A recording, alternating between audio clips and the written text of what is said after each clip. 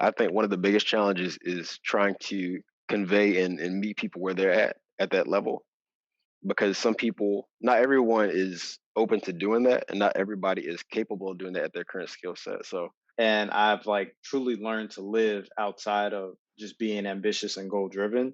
But at the same time, like I know that I can't stay stagnant in one area for too long. Each and every one of us is comprised of a very complex multivariate equation that makes us unique from others.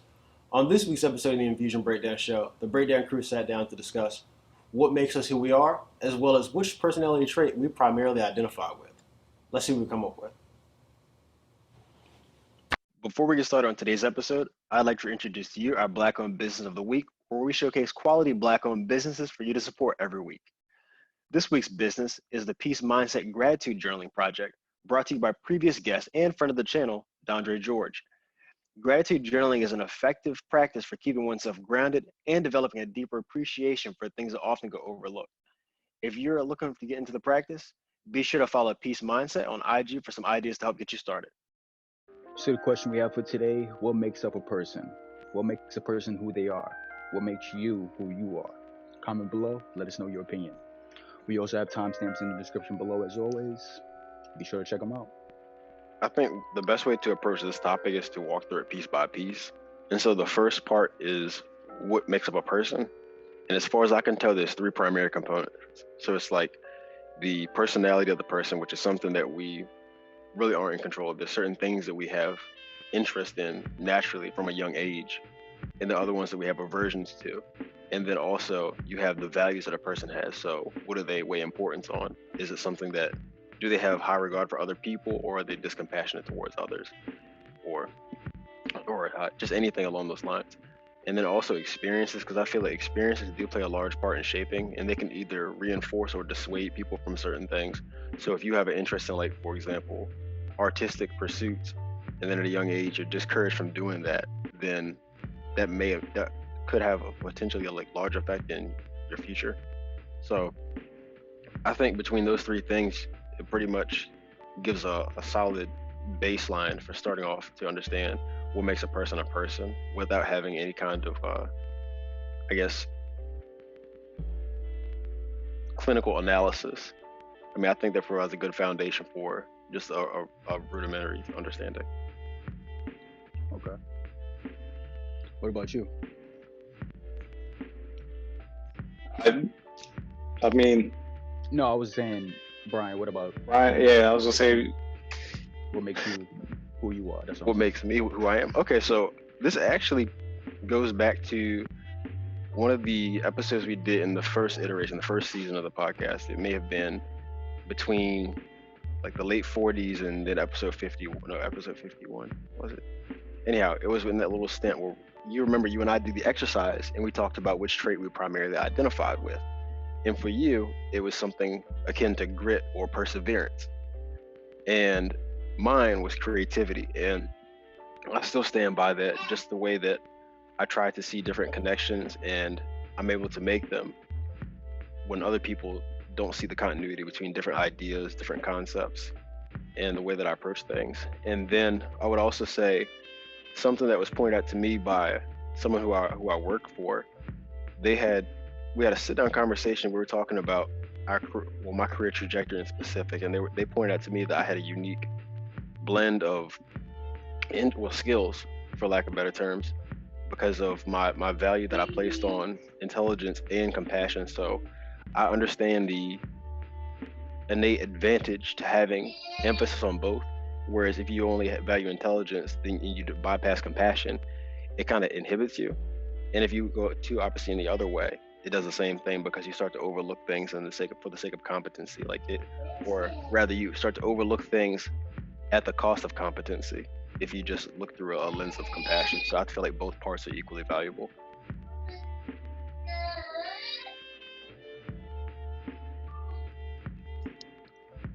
I got you.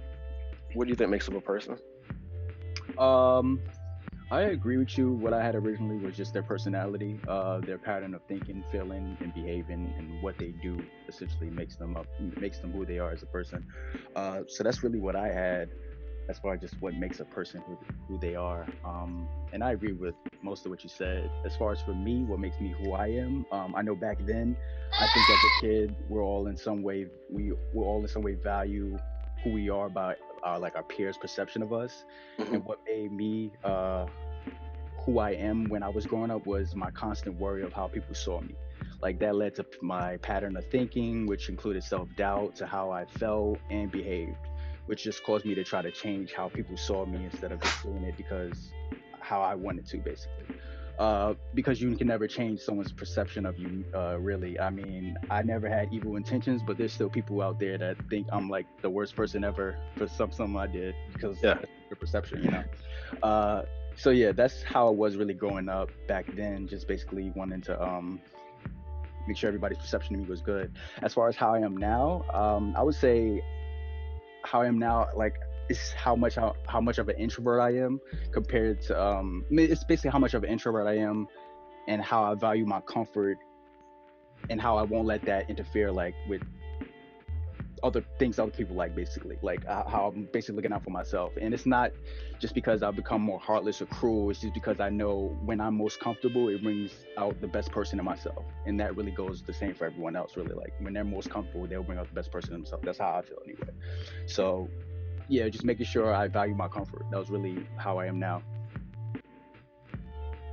You start to value your internal stability more so than the facade that you had in other people's minds. Yeah, exactly. Yeah.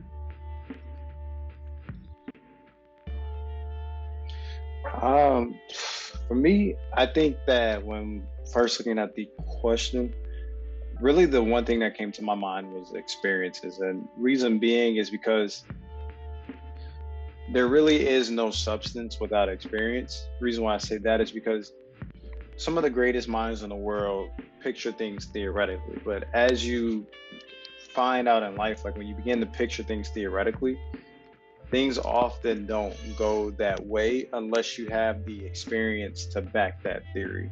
So for me, I can definitely point to the experience aspect. Like I think a lot of what has made me as the person I am today are the hardships that I experienced, leaving that theoretical mind frame and actually going into a mind frame that resolves more around the experience, the genuineness of the experience, and all the emotions and ups and downs that come with those experiences. So for me, I'll honestly say that, you know, going from, year, whatever year, if you want to say you develop your personality within, the first 2 months of your life, uh, from 2 months up until like maybe my 20s, I would say like I have a false sense of my character. I didn't really know what I liked. And I think a lot of what I liked was contingent upon what the people around me may have liked. I grew up a lot of time under my mom and my sister, and my dad as well, but my dad spent a lot of time out to sea. But I felt like as I was able to branch off and like truly fortify what it is I like, I definitely can say that as far as my inner child goes, like there are key components of that, whether it be, Star Wars or whether it be the video games or whatever. Those are like, I don't think they fall into any of the personality values or experiences. I think they, as far as just things that I truly like those things remain the same. And I think they show or shine some light onto, kind of what my personality may hold. But I would honestly say that my character and what makes me who I am didn't truly blossom until I got to experience the world for myself. Because I think at a young age, unless you have the parents who give you that freedom to experience life for itself, I think we have this false perception or false sense of what, the world has to offer and, what we have to offer to the world.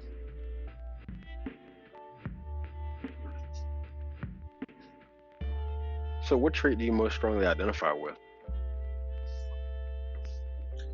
Well, depends on what you want to classify a trait. Give me an example.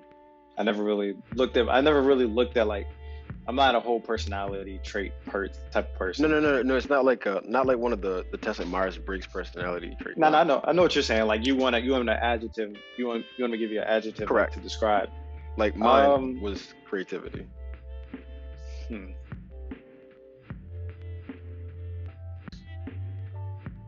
I would say anything that has to do within the realm of thinking. Like I've always been a very, like, I'm not gonna lie, I'm a big theoretical person to this day, but I understand that the experience side needs to go with the theory as well. Like, I've really always been a really big thinker. So I'm not sure what trait you can tie to someone who likes to think. Like, that's really what Analytical. like, I'm more or less like, yeah, definitely analytical would be a good sense. It's funny you say that because that's actually what my superior and I were talking, or superior, when my manager and I were talking about on Friday, as far as like trajectory, like analytical stuff is really something that whether I like it or not, have like a strong suit in. I would say as a kid, I was definitely I leaned more towards the creative and inquisitive side as far as science goes. Like, I was really into, the moon and its phases. I was really into just anything. Like, my favorite field trip will always be the planetarium, and then going to, what is it, Nauticus? Like, those are my most favorite field trips of, that I can easily think back to. So as a kid, like, I definitely, as a kid, I definitely revolved more around like technology and creativity. This is just the two things that I just genuinely love. Like, I love playing video games, and then as a kid, I loved drawing, and I loved anything that had to do with science. Sounds like we were very similar when we were younger. Yeah. Like, with the interest between like art and science, and also, Yeah. I mean, I guess the art one is the most surprising one, because I didn't know that you were into that. Yeah, I was in art classes up until like 7th or 8th grade. I think I swapped art out for band because as much as I loved band, and like, I was first chair my sophomore. My sophomore year, because freshman year I was in marching band. I was first chair sophomore. It was like, as much as I like could play, I never had like a genuine feel for it. Like, some people can just feel music. Like, I never had that. I could never just feel music. But I could always just feel, like, when it came to art, like, I didn't need a stencil, I didn't need none of that. I just could easily draw and put out whatever I was feeling at that time. It's just weird that I never like got deeper into it. Both of you guys touched on your what you were like younger, and I was thinking about how I've changed over time. And so I could say definitely along the lines of like social inclination. Like, I feel like I was more social when I was younger. I still always had the knack for like being inquisitive, much like we just spoke about, in terms of like being involved in the sciences and history, like subjects that really provoke thought and encourage that line of thinking. And I remember being like an avid bookworm, so like reading and reading and reading. Like, I would go to the mall, kind of like what I told the story about the episode with Sid and Jerome. Like, that was a regular thing for me to go to the mall with my parents and like go get a magazine or get a book and walk around the mall with them and read and just stare through them. And then, like, over time, I feel like there was definitely like different developmental stages. Like, I think the reading, I was at my heaviest around like my early teens, like when I was going into high school.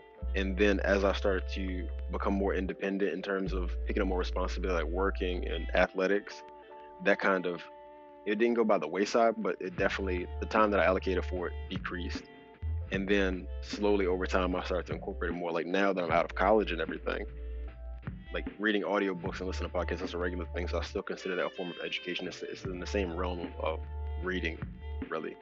So I think that it's really interesting seeing how different our personalities tend to change over time. I'm just kind of curious about why my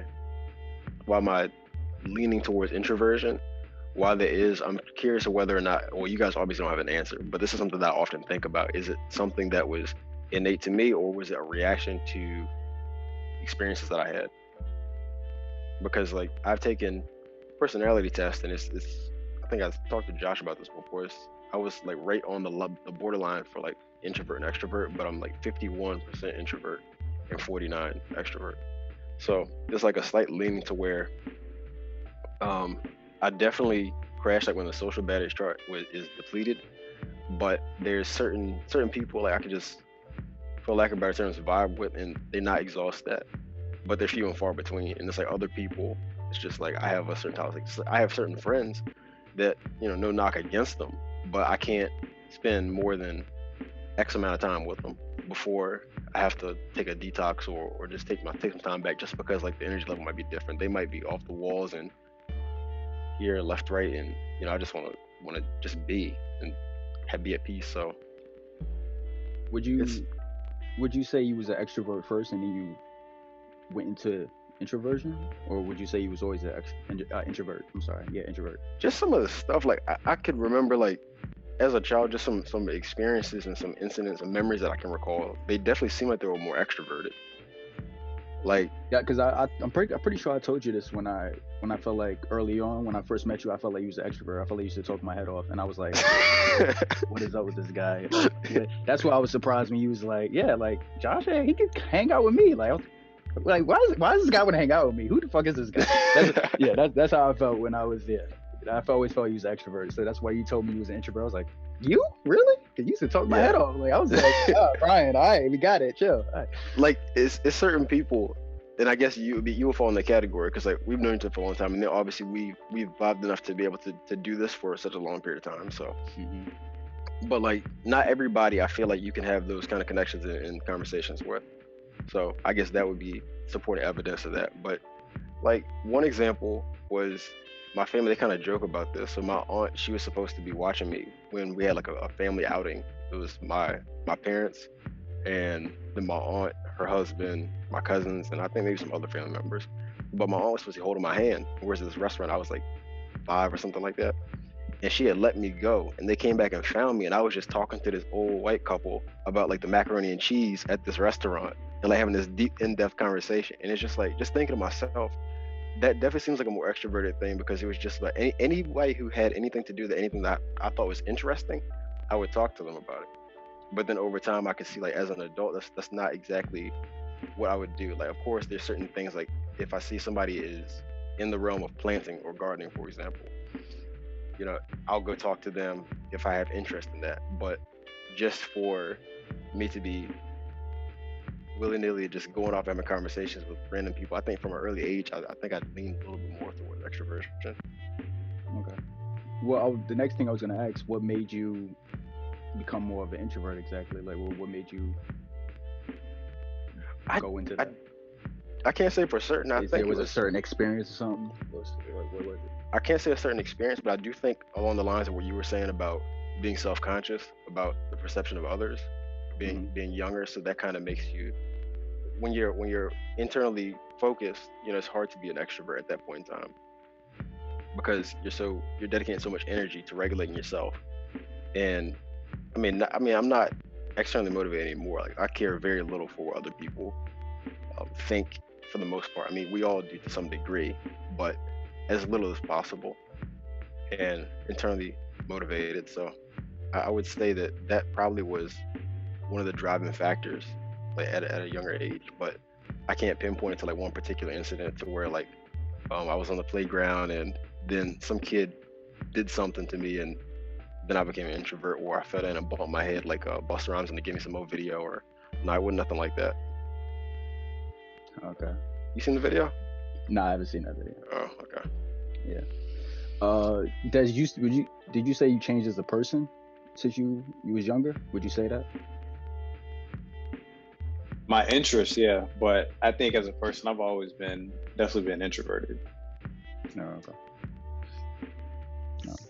Are there any challenges that you guys like? Are there any challenges to who you are now, with both of you, as far as like for an example, for me, the challenge, like, because I'm such an introvert, how we usually just talking about, the challenge I face sometimes is being alone while also feeling alone in certain aspects. Like, I don't have 4 best friends or like a group of boys like Daz has or anything like that. So, and sometimes I wish I do for like Warzone purposes or to do some other shit, but I know my introversion doesn't line up with a lot of other people. So that will cause me to get that feeling like loneliness sometimes.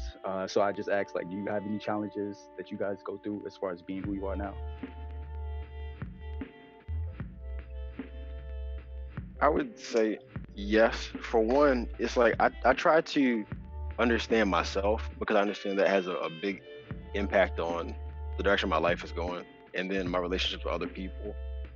And when it comes to being somebody who's analytical and very introspective and is able to think through and express themselves, I think one of the biggest challenges is trying to convey and meet people where they're at that level. Because some people, not everyone is open to doing that, and not everybody is capable of doing that at their current skill set. So I feel like that's a challenge. It's a huge challenge to like adequately express yourself in situations where it's appropriate. Makes sense. What about you, Des? Yeah, I would honestly say that, and what I'm about to say, I think it ties in perfectly to like mindset and mind frame, routine, all that stuff also being a part of what makes you who you are. I think for me, the biggest challenge I face today is the mindset of just constantly reminding myself that I'm exactly where I'm supposed to be.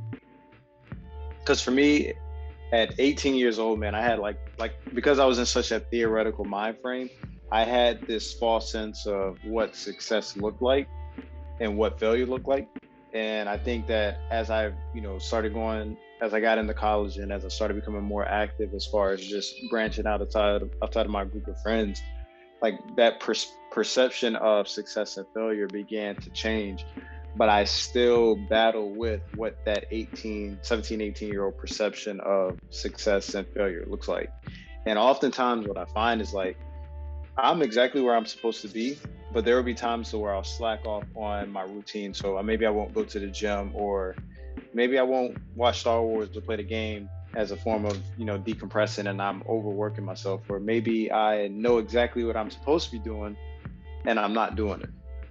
And so a lot of times with me, like the biggest challenge of my character is reconciling where I'm at and understanding that where I'm at is, where I'm supposed to be. Like, I think for me, with just being like, I was a really big perfectionist in like my late teens and early 20s, and like just knowing that as far removed as I am from that person, that there's still, I'm not gonna say that person, as far as I am removed from that ideology, there's remnants that are still present today, because I feel like there's a part of me that still needs to be present in the sense of how I used to view things, because that's when I was the most ambitious, and that's when I was the most ambitious, and that was when I was the most goal driven.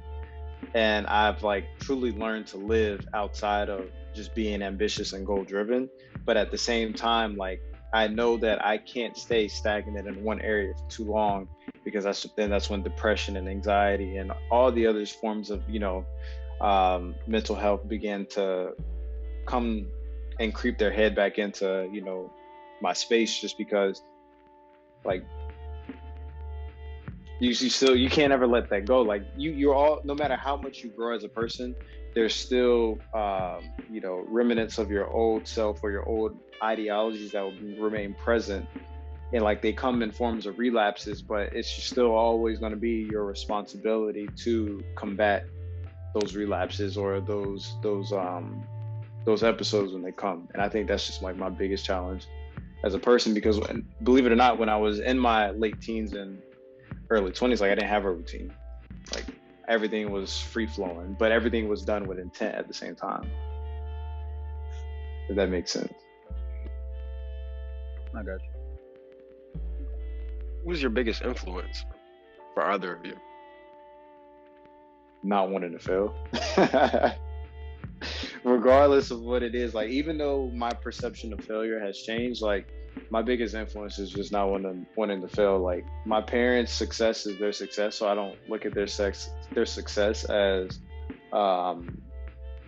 inspiration, because they reach where they're at based off of their environment that they grew up in, and that's what success looked like for them. For me, man, it's just like, I don't know what my success looked like, but I know what my failures look like. And to be as far removed from my failures as possible, even though failure is like it's like a common thing, like you can't ever run from it. But as long as I have like a positive win-loss ratio when it comes to success versus failures, like I'm happy. But my failures are definitely the one thing that pushed me the most. So if you had to select a person for your biggest influence, That's what I thought you said. I thought you said Yeah, who. That's I knew first, that's but- that's I what. did. Oh, okay, look, okay. And I addressed that part too. I was like, man, I can't think of like an exact person, but I can tell you like Okay. my failures. That's why I was like, yeah, my mom and dad. Like I think, like don't get me wrong, my parents are phenomenal people, but I don't look at them as for like inspiration. Like I feel like people, and this is just me, but when I feel like I look at people for inspiration, it's so short lived.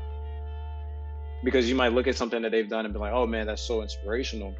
But then you still got to go back and live your life at the end of the day. Like there's things that they do within their life to be this gleam of inspiration for you.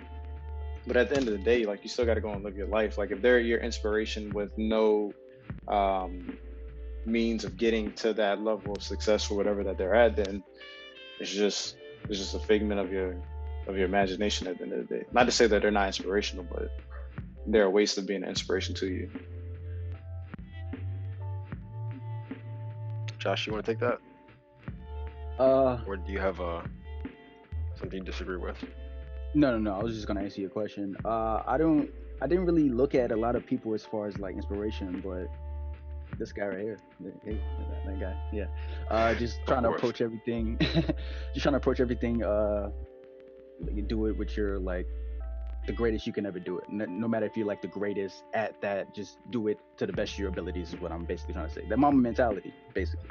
So that's really how I approach it, and it's kind of similar to Des. Like it's kind of like I don't want to fail. I always said like, or I always thought like I don't want to be in a position where I'm like living paycheck to paycheck, or I'm like in a position where something can happen, I can lose my house, or something can happen, I can lose a whole bunch of shit. You know what I mean? I never want to be in that position. So I guess it's kind of similar to Des, like the fear of failure. Really, I never want to be in that position. Like, oh shit, I'm like really at rock bottom financially.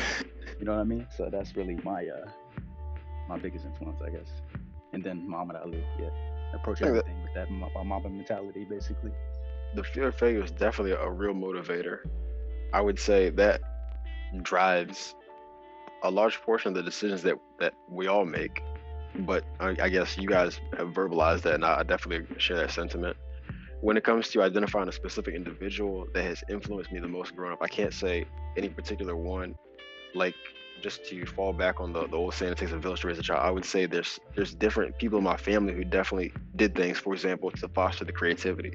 Like when I was growing up with my grandmother, how she would, when she used to watch me, she would always encourage me, if she had Legos and stuff like that, she would sit there and watch me while I was building with them or while I was drawing. She would actually show genuine interest in things like that.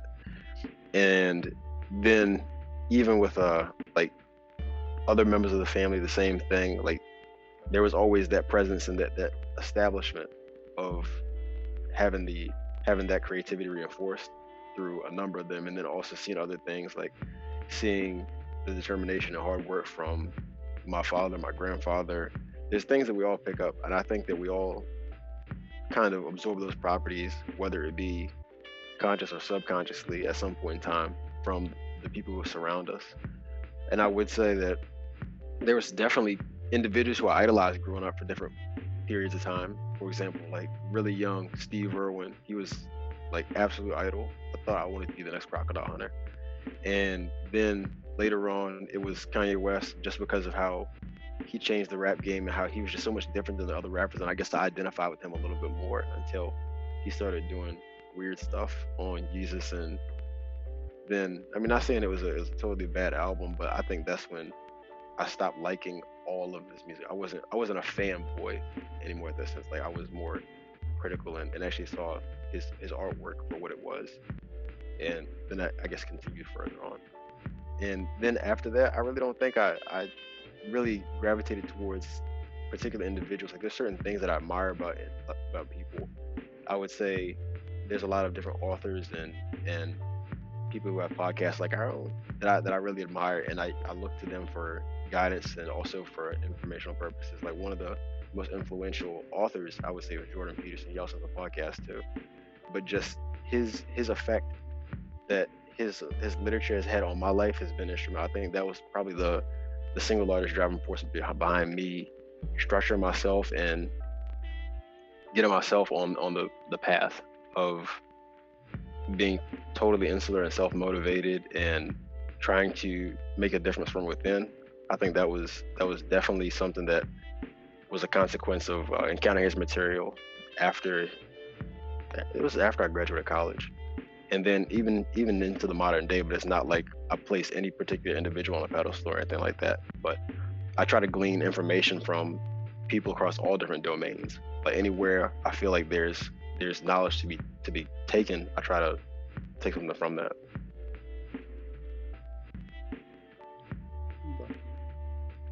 Do you have another question? Because I wanted to end with my question. Yes, I do. Okay. So Des had mentioned he had grew up and he had influence from, obviously, like all of us had all of our family members around us, but he had mentioned specifically his sister was a part of the equation as well. So I'm curious of just going back to, I guess, nature versus nurture, that type of thing. So how different are you from your siblings when it comes to your personality and who you are? I'm the rebellious one. So the opposite Yeah, I'm the exact opposite of him. of both? Mm-hmm. I was the one that wasn't afraid to do stuff and get in trouble. We'll just put it that way. And for the people who don't know, you are the middle child. Yeah, I'm the middle child. Yes, sir. Makes sense. Yeah, I was always the kid that I don't think my sister ever got suspended. I don't think my brother has been suspended. I was the one who was in ISS. I think my first time in ISS was 6th or 7th grade, and then I was solid up until 8th grade, and then I think I had it maybe 2 or 3 times in 10th grade, and then I had it 2 or 3 times my junior year, and then I think I had it once my senior year. Like I was just the one that didn't. I always said what I felt, whether I felt it was appropriate or not.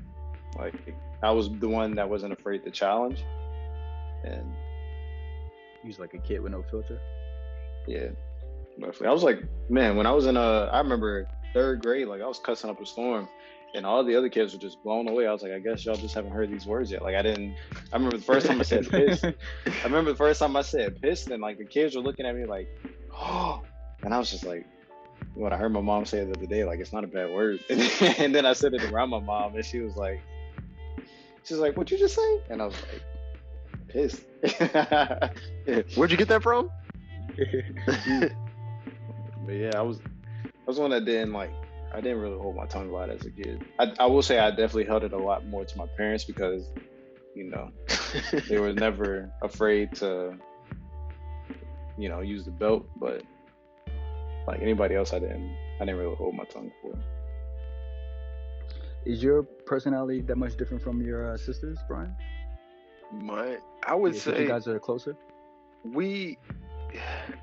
we're very similar but very different, and it's really hard to explain. Like I think she's more unbothered than I am, because sometimes like I'll see something that's problematic and I'll take more effort or more initiative to try to amend something, but she just doesn't give a damn. I would say more often than I do.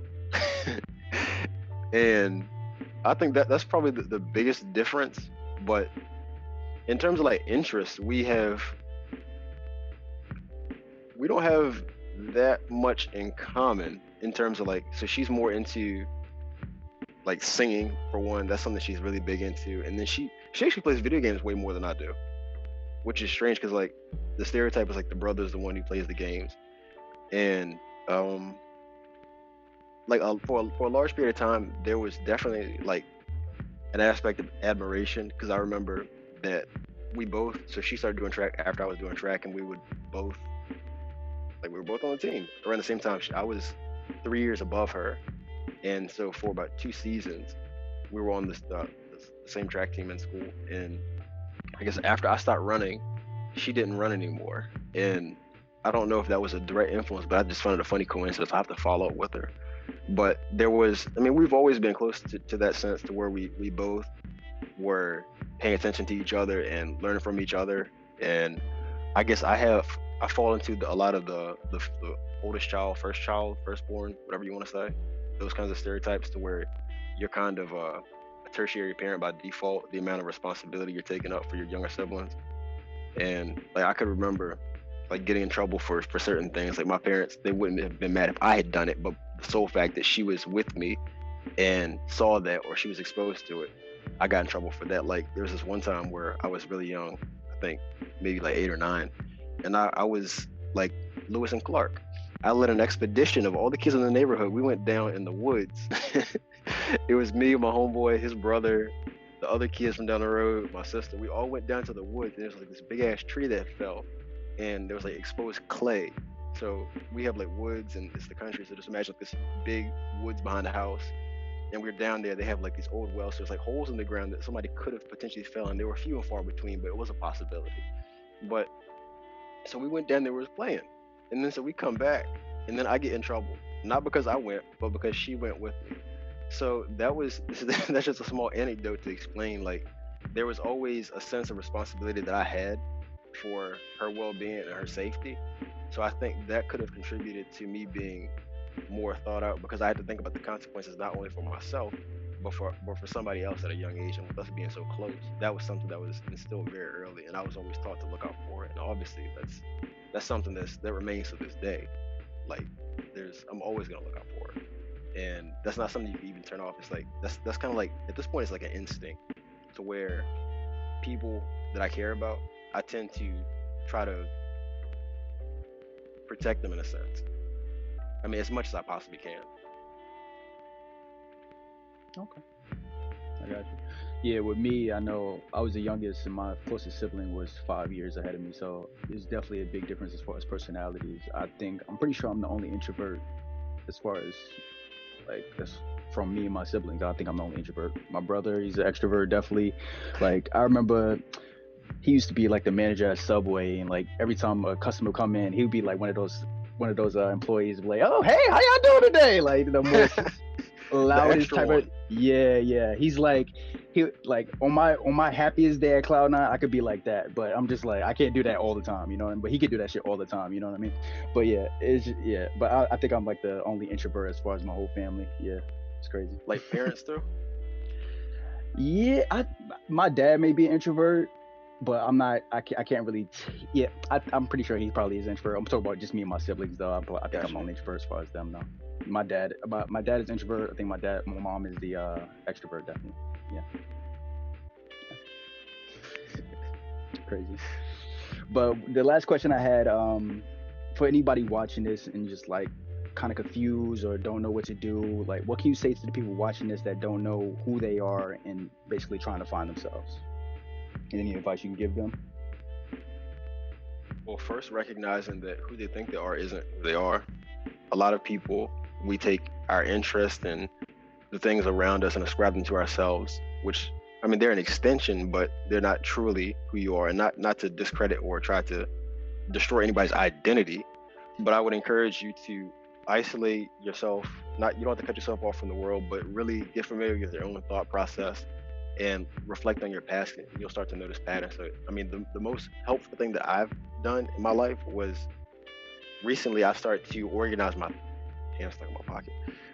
I started to organize my thoughts by writing them out. So it helps me learn things about myself and then realize why I did certain things, why I behave in a certain way, why I think in certain ways.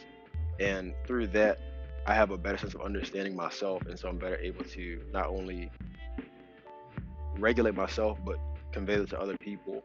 So I think that's probably the biggest thing you could do. And I think that's a scary thing, because a lot of times people are scared to sit alone with their own thoughts. And sometimes they like to run from the past, things that may have occurred. If they were negative in that particular instance, then that's something that they don't want to expose themselves to. But I feel like that's where the biggest opportunity for growth and learning is. It's like on the other side of fear. Whatever you're running from, that's exactly what you're going to find, what you're looking for. Okay. You have anything, Des? I'm the exact opposite. I'm the one that's going to tell you that, you can't be afraid to dance with your demons. Like sometimes you do got to cut yourself off from the world. That's what worked with me. I still get flack about it to this day from my boys, because I did go ghost for a few years. because I just needed to experience life for the way I wanted to, and not really have no outsider pressure to do things a certain way or whatever it may be. But I think everybody needs to do it, because at the end of the day, like, only you will truly ever know what you want to do.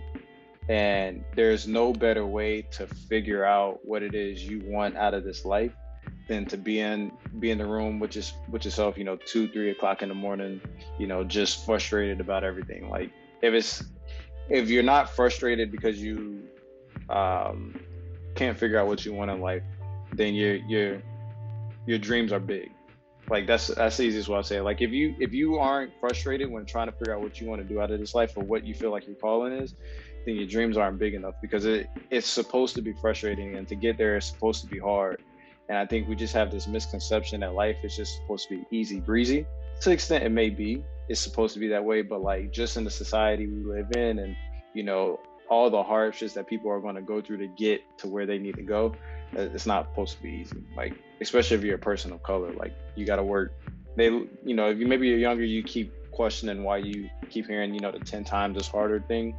It's just because as Black people, we don't have a lot of those connections that are people that may not look like us have. And then on top of that, we're not as banded together as some cultures may be. Like, there's definitely a great division, and the Black community, like, I think we've been as unified as we've ever been, aside from the civil rights movement. But I feel like if you're frustrated and trying to figure out where you're supposed to go in life, then I think you're on the right track, because it's not supposed to be easy. But I think the number one thing is that you always have to remember is don't quit, because right on the opposite side, I think it's just as Brian said, right on the other side of quitting or of sticking with it is your success. Like, if you can make it past the struggle, right on the opposite side of struggle is your success. So if you can make it past the struggling days, then you'll definitely be more appreciative of your your days of success when they do come, because it's not a matter of if, it's a matter of when. Okay. Yeah, I was about to say, I don't think life is supposed to be easy. I think, because it's supposed to be simple maybe, but I don't think it's supposed to be easy. Yeah, it's definitely supposed to be simple. Yeah, I don't think. Yeah, but I think people oftentimes confuse the two. I feel like a life worth having isn't going to be easy. Exactly, that too. Yeah, like, anything worth doing is not gonna be. It shouldn't be easy. But like, yeah. Anything worth having is worth working hard for. So put it that way. Exactly. Yeah. With a mix of working smarter as well. Josh, what's your answer to your question about self-discovery? I agree with everything you just said. My short answer: get the fuck off Instagram. That's my short answer. Get the fuck off social media, Instagram. That's my short answer. I hate being up there. I'm gonna be honest with you. I don't get up there, but when I get up there, I get right back off. I'm gonna tell you that. Right. But yeah, that's just like what you said. I think I said this in another episode. Just, you have to get alone, like, become alone and find out who you really are, and do it that way. But you touched on it really well as far as that. Don't go into everybody, but yeah. Anything else you have though? No? All right. You got album of the week? If not, I think I got one. I'm not sure. Is that Josh's first album of the week? Nah. Oh. I had Snoop Dogg. You did. I think I had another one, but I'm not sure. Well, I thought this one was gonna go perfect with the discussion. Okay. My album of the week is A Kid Named Cudi. This was album or mixtape at the time that I listened to a lot in high school. Listened to it a lot when I was trying to find myself. I mean, I still listen to it a lot now. So, A Kid Named Cudi. All right, cool. All right, be sure to check it out. If you guys like the discussion, don't forget to hit the like button. We're gonna see you guys next time. Peace. But while you're here, be sure to check out other great content from the Breakdown crew, including previous episodes of the podcast, Joshua versus Movies, Joshua versus Music, and of course, haven't forgotten about my plant lovers, Feel the Love. Just check out this begonia.